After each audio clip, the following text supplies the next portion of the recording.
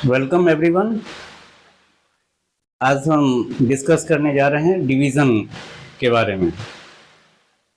Division देखिए, हमने पढ़ा था बचपन में, आपने पढ़ा होगा, जो 4 से आप डिवाइड कीजिए 24 को तो 4 6 या 24 ये आपका कट जाता है, या यहाँ पर जीरो भी कई बच्चे लिखते हैं, वो भी सही है। तो आपका ये 6, ये 4 क्या है इसमें? It is called divisor, it is called quotient, और ये डिविडेंड आपका कहलाता है। और यहाँ पर जो अगर बचा, यहाँ पर कुछ नहीं बचा है, तो यहाँ पर हम कह सकते हैं कि ये रिमाइंडर जो है हमारा 0 है। रिमाइंडर, यहाँ पर हमारे पास रिमाइंडर क्या है? तो दैट इज 0। इससे हम एक फॉर्मूला डिराइव करते हैं, जो डिविडेंड इक्वल टू डिवीजर गुने कोसेंट प्लस रिमाइंडर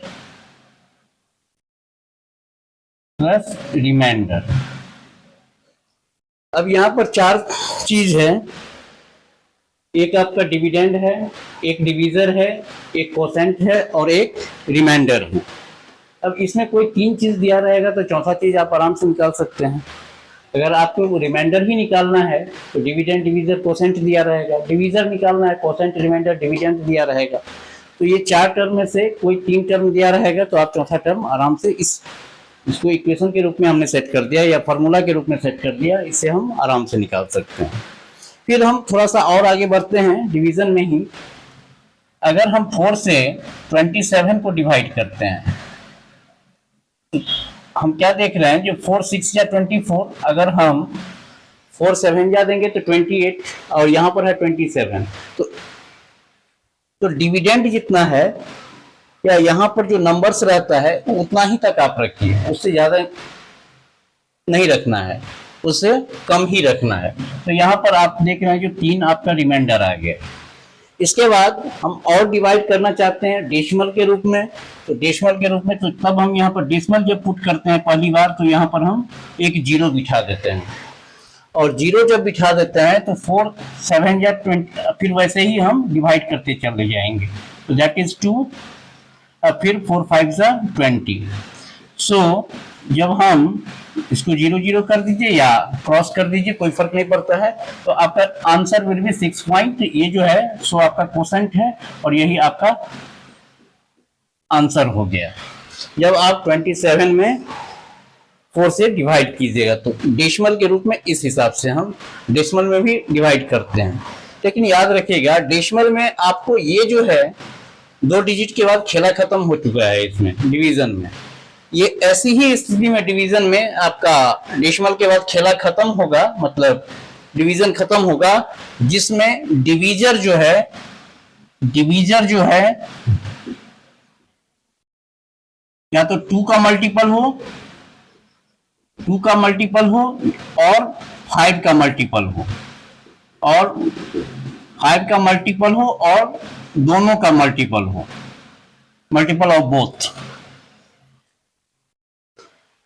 2 का मल्टीपल, तो डिवीजर जो है आपका यहाँ पर 4 देख रहे हैं। अगर 5 से किसी चीज का डिवीजर अगर 5 है, किसी का डिवीजर अगर 5 है, तो वहां पर भी आपको डेसिमल के बाद क्या आएगा? एक टर्मिनेटिंग एंड आएगा।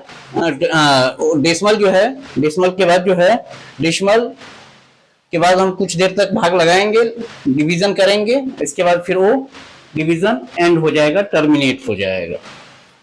अब देखिए बच्चे फंसते हैं कहां पर। अब देखिए कि अगर हम 10 में हम 11 से भाग दे रहे हैं, अब 10 में तो 11 से भाग नहीं दिया जाएगा। इस तरह के डिवीजन को हम कैसे बनाएंगे डेसिमल में? तो स्वाभाविक है, तो यहां पर जो रहता है डिवीजर गुने कोसेंट, तो 10 में नहीं लगेगा, तो 0 भी तो एक डिजिट है, आप 0 से मल्टीप्लाई कीजिए, it will be 0, it is 10, इसके बाद आप डेसिमल दीजिएगा तो यहाँ पर फिर एक जीरो आ जाएगा आपका। अब ये हो गया 100, 11 9 जा 99, इट इज 1।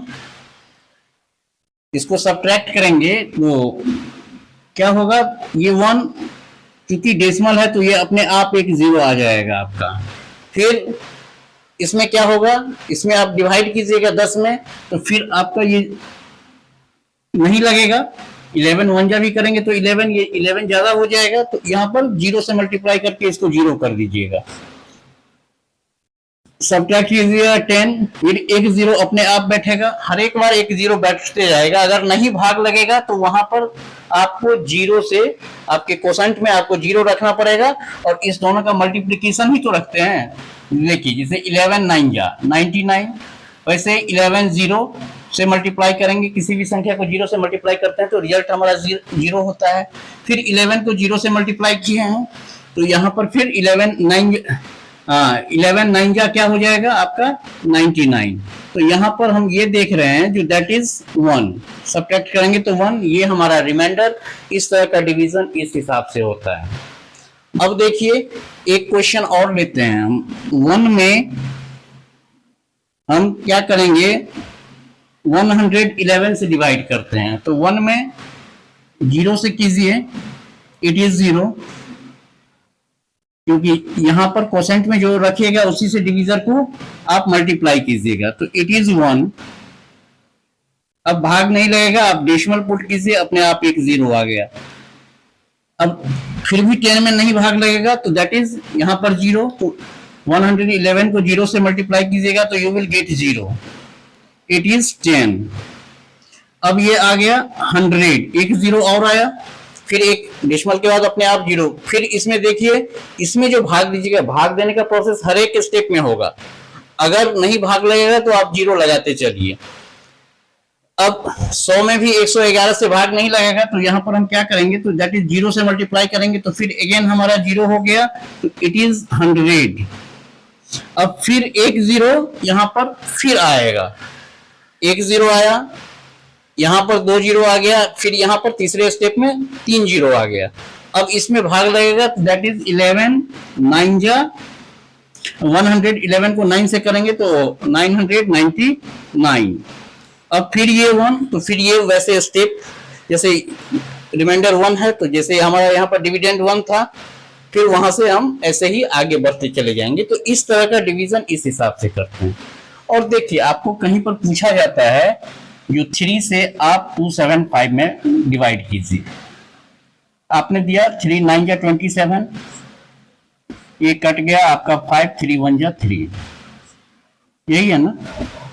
तो कोई भी डिवीजन है, जैसे 2 से हम कहते हैं 5 में डिवाइड कीजिए, इसका अर्थ हो, या फिर इसी को हम कहते हैं 5/2 कहते हैं, या 5/2, 5/2 या 5/2, इसी को कहते हैं। और इसी को हम 5/2 इस हिसाब से लिखते हैं। ये तीनों का मीनिंग एक ही है, ये तीनों का जो है मीनिंग एक ही है।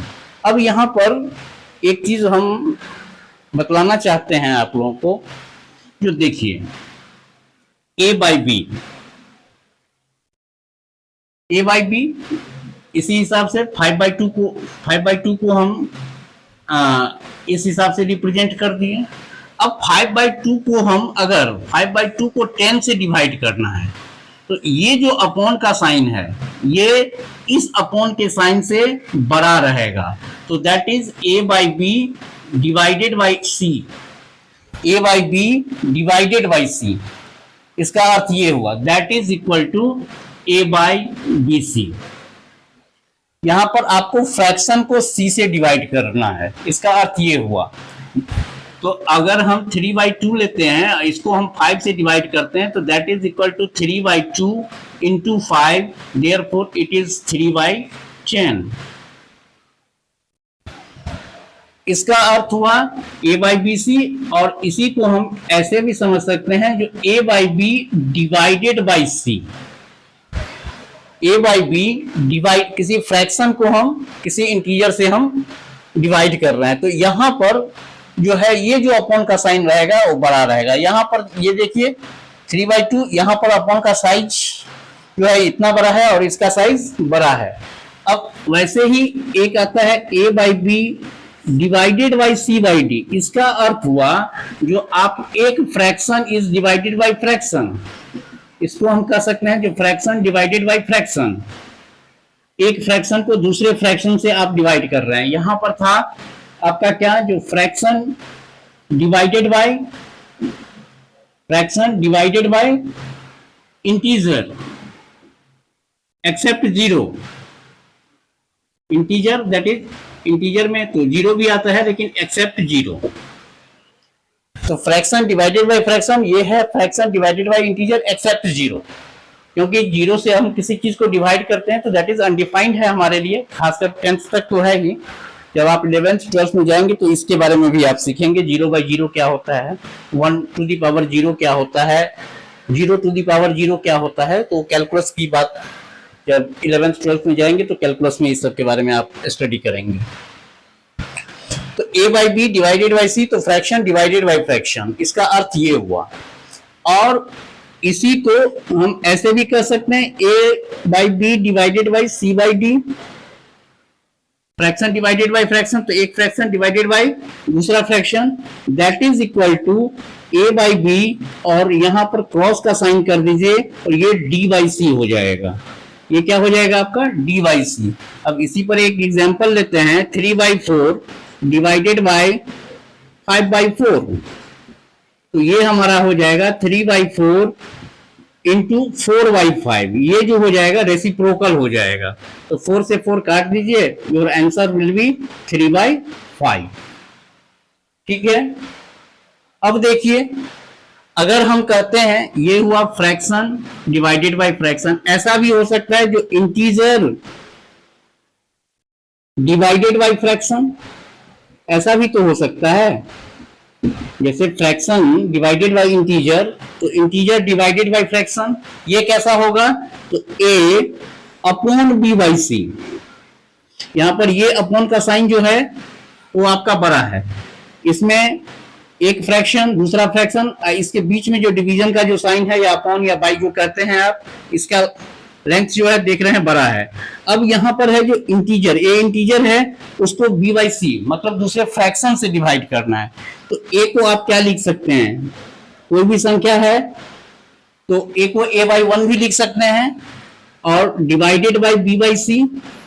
अब देखिए तो ये तो वैसा ही क्वेश्चन हो गया ना, जैसे ये था, ये टर्म ये जो हमने पढ़ा है a/b डिवाइडेड बाय c/d, तो that is equal to a/1 into c/b। तो इसका मीनिंग हो गया ac/b, ac/b, ये आपका इसका अर्थ हुआ। अब देखिए इसमें 3 डिवाइडेड बाय 4/5, तो इसका अर्थ हो गया क्या, दैट इज 3/1। आप 3/1 कर दीजिए, 1 नहीं भी कीजिएगा तो कोई हर्जा नहीं है, और ये पलट जाएगा 3 गुने 5/4, तो दैट इज इक्वल टू 15/4। इसका आंसर 15/4 होता है। तो हम ये कह रहे थे जो डेसिमल के बाद खासकर ये वाला जो है, इसको थोड़ा सा ध्यान से रखिएगा, इस दोनों को, यहाँ पर बच्चे फंसते हैं। ये मीनिंग जो है ये आपको बहुत काम आएगा आगे कैलकुलेशन में, इसमें भी बच्चे बहुत उलझते हैं। कैलकुलेशन यहाँ पर ट्रैप करता है, इस चीज को बार बार 1-2 बार देख लीजिए। हम सैटरडे को हम एक टेस्ट भी देंगे, टेस्ट पेपर मतलब कुछ क्वेश्चन देंगे आपको बनाने के लिए, आप उसका सॉल्यूशन हमको भेजिएगा कमेंट बॉक्स या मेरे मेल पर, ईमेल आईडी पर, हम देखेंगे। तो इससे रिलेटेड क्वेश्चन सब जो पढ़ा रहे हैं उस पर कुछ कुछ टेस्ट मतलब इवेल्युएट योरसेल्फ कहिए या ट्राई योरसेल्फ, इस हिसाब से हम देंगे हम क्वेश्चन, आप लोग बनाइएगा और बना के जरूर हमको भेजिए, इससे हम समझेंगे जो कहां तक आप लोग समझ पा रहे हैं। तो ये था आपका डिवीजन का क्लास। डिवीजन में ये चीज आपका समझना जरूरी था, ये लॉन्ग डिवीजन मेथड आप लोग डिवीजन का पढ़ते हैं, इसी को 5/2 कहते हैं, इसी को 5 डिवाइडेड बाई 2। अब देखिए एक और चीज है, अब हम कहते हैं 2 divided by 2 divided by 2 divided by 2 और फिर डिवाइडेड बाई 2 कर दें। यहाँ पर 2 के बदले आप कोई भी और डिजिट भी दे सकते हैं, उससे कोई फर्क नहीं पड़ता है। अगर इस तरह का क्वेश्चन आपको कोई दे दे सॉल्व करने के लिए। तो आप क्या कीजिएगा, पहले इस वाले में डिवाइड कीजिए, तो 2 divided by 2 that is equal to 1, 1 divided by 2 divided by 2 divided by 2, फिर जो रिजल्ट आया इससे इसे भाग दे दीजिए, तो that is 1 by 2, 1 by 2 divided by 2 divided by 2। अब देखिए फिर क्या कीजिएगा, तो 1 बाई 2 में 2 से भाग दीजिएगा, तो 1 बाई 2 जो है उसका भी एक आधा कर दीजिएगा, 2 हिस्सा कीजिएगा, तो वो तो 1 बाई 4 हो जाएगा। और ये आपका कौन था एग्जाम्पल, दैट इज ये ए by B divided by C. तो इसमें क्या आता था, जो सी जो है ये ए बाई बी है और ये divided by C, A by B divided by C. तो आप क्या देखते थे, सी आपका डिनोमिनेटर में आ जाता है, तो ये आपका हो गया 1 बाई 4, 1 बाई 4 डिवाइडेड बाई 2, और फिर ये भी वही पैटर्न है आपका, तो that is equal to 1 by 8। ये जो सी जो है मतलब इंटीजर जो है वो नीचे चला जाता है डिनोमिनेटर में, और इस हिसाब से इस तरह के क्वेश्चन को हम सॉल्व करते हैं। तो इस तरह का भी क्वेश्चन अगर कोई दे तो इस हिसाब से आप सॉल्व कीजिएगा, जिसमें मोर देन 1 आपके पास डिवीजन का साइन हो, तो वहां पर घबराना नहीं है, उसको इजिली सॉल्व कर लेना है। तो आज के लिए बस इतना ही, और अगर मेरा वीडियो आप लोगों को पसंद आया हो तो इसे लाइक शेयर और सब्सक्राइब कर दीजिएगा।